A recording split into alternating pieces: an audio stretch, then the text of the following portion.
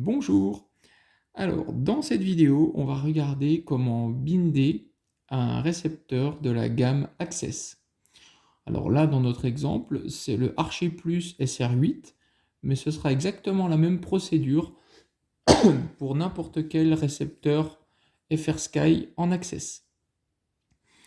Donc, c'est parti. Alors, dans les précédentes vidéos, donc ça fait partie d'une suite, évidemment. Dans les précédentes vidéos, on a donc créé le modèle Beaver. Donc, on va se retrouver sur le modèle Beaver. Donc, j'allume ma radio. Je ne vais pas rester assez longtemps. Voilà. Bienvenue sur OpenTX. Donc, ça, c'est le modèle qu'on a créé dans les précédentes vidéos. Pour le moment, il est encore vide, on va dire. On n'a rien créé dedans. Mais on a fait la première page, et c'est grâce à cette première page qu'on va pouvoir binder le récepteur. Donc, la procédure, on va déjà commencer par faire un clic sur menu, un clic court. Voilà. On arrive sur le menu où on choisit son modèle. Donc là, on voit que le petit astérisque est en face de Beaver. Une fois qu'on a vu ça, là, on est en page 1 sur 13. Donc, on va cliquer sur page pour venir à la 2 sur 13. Voilà. C'est la page qu'on a réglée sur la dernière vidéo avec le chronomètre et tout ça. On va venir tout en bas. Donc là, si je descends, voilà, je vais venir tout en bas. Et dans la dernière vidéo, on a activé le module interne. Voilà, ici. Le HF interne, on l'a activé en mode Access, puisqu'on va binder un récepteur Access. Ici, on est bien sur Channel 1 à 16, c'est bon. Donc, le file save fait en mode maintien. Voilà, alors là, je redescends un petit peu pour faire descendre. Voilà, on va remonter. La première étape, ça va être celle-ci. Donc, on va enregistrer le récepteur. Alors, je vais remonter un peu ma caméra, histoire qu'on voit un peu mieux. Voilà. Hop. Allez, on verra un peu moins bien l'écran, mais il faut qu'on voit le récepteur en même temps. Donc, hop, je vais essayer de caler ça comme ça. Voilà, comme ça on a un petit espace à côté pour le récepteur et la batterie. Parfait. Ok. Donc, ce qu'on va faire, il faut que, pour cette procédure, le récepteur doit être débranché.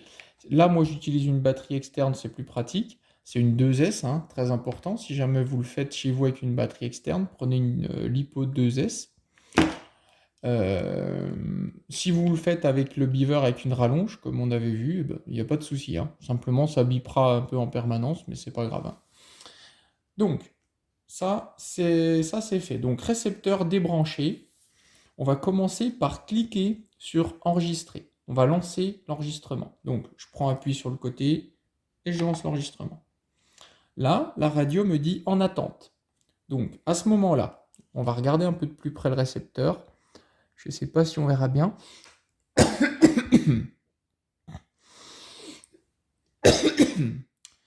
Ici, on voit un bouton. Donc, ce bouton, on va l'appuyer. On va appuyer dessus avant d'alimenter le récepteur. Donc, on appuie dessus.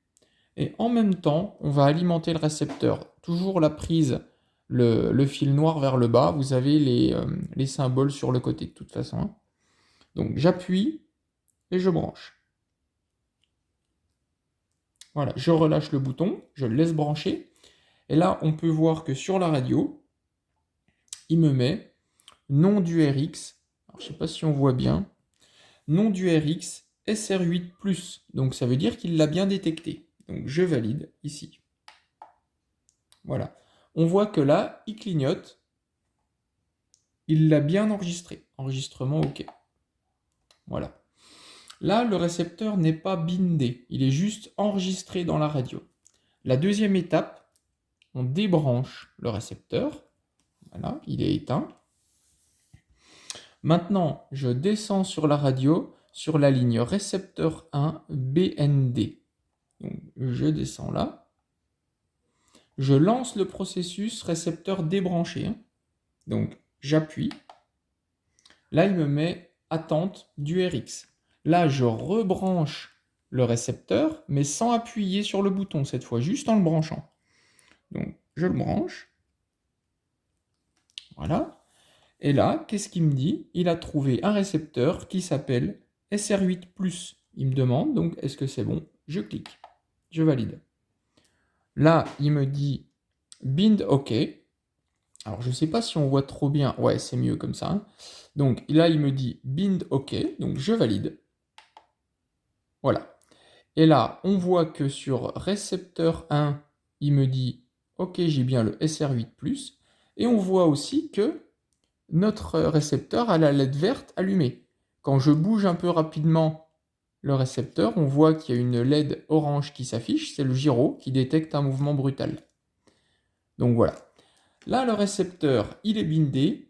Si là, on avait un cerveau branché sur notre récepteur, ça fonctionnerait. Quand on bouge le manche, là, ça bougerait le cerveau. Ça, c'est la première étape.